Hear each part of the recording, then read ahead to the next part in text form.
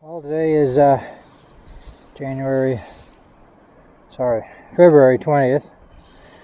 We just got a bunch of heavy wet snow, or a second day in a row of the heavy stuff.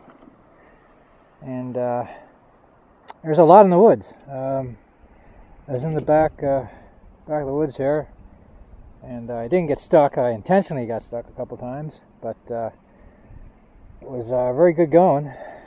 Even though it's a little heavy and wet, but it's better than having no snow at this time of year, which is always a possibility around here. The sled did pretty good. I had no issues. Carving through the trails here out back was pretty good, pretty easy to do. A lot easier than the Rev on my old Rev, to lean this thing from side to side and do what you have to do. It's been pretty good. This is really the first, I dare say, I've had it for my second season on it, and it's my first real bout with heavy, deep snow. Sad to say, but it's working pretty good. I mean, it's not an Assault. It has a 136 on it, 136-inch truck, and but you know, it works good enough for these kind of snow conditions.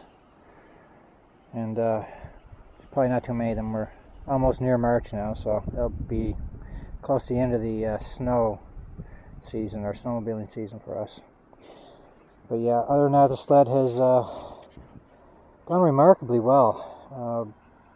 I haven't had any issues with the machine. I've had a couple of plug fouling incidents. I think I fouled 2 sets of plugs so far. Or was it 3 since I've had it? Not too bad. I always carry an extra set anyway. So, no issues there. No issues running different types of gasoline, 87, 91, you name it. I just change it to whatever, change the onboard ethanol, non-ethanol setting to whatever I want to go to. And I've never seen a DET light come on anyway. I know a lot of people have, but we don't have ethanol in our premium gas, as far as I know, here in Nova Scotia. I've heard from different people. Some people say we don't have it in 87, some people say we do. So I tend to play it on the safe side when it comes to that. So no issues with the motor. I have almost 3,000 kilometers on it right now. I like the suspension. It's pretty easy to dial in once you get the hang of it. No issues there. No issues. Burns very little oil. I haven't touched the oil setting yet.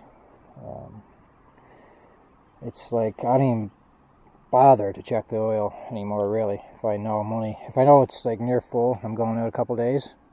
There's no sense because it doesn't burn enough to warrant even looking at it. Although that's a bad habit to get into. I will probably try to get out of that and check it anyway, regardless. So it doesn't burn a lot of oil. Fuel mileage is so-so. I have never really calculated, but it's okay. I mean, it's snowmobiling, right? You didn't get into it for the miles per gallon or liters per 100 kilometer war. So it's okay. 600 got plenty of power. Nice mid-range pull. Not quite like an 800, but there's the MPs there. Not quite like the 800s, but pretty impressive little mill in its own right. And really, the only thing I don't like about it is the handlebar setup. The controls are terrible. Apparently the new chassis coming out will rectify that situation. I believe it's been totally redesigned, because those thumb warmers and controls have to go. They're just horrendous. So yeah. Other than that, it's been a good sled for its 3,000 kilometer lifespan so far, and I ain't complaining.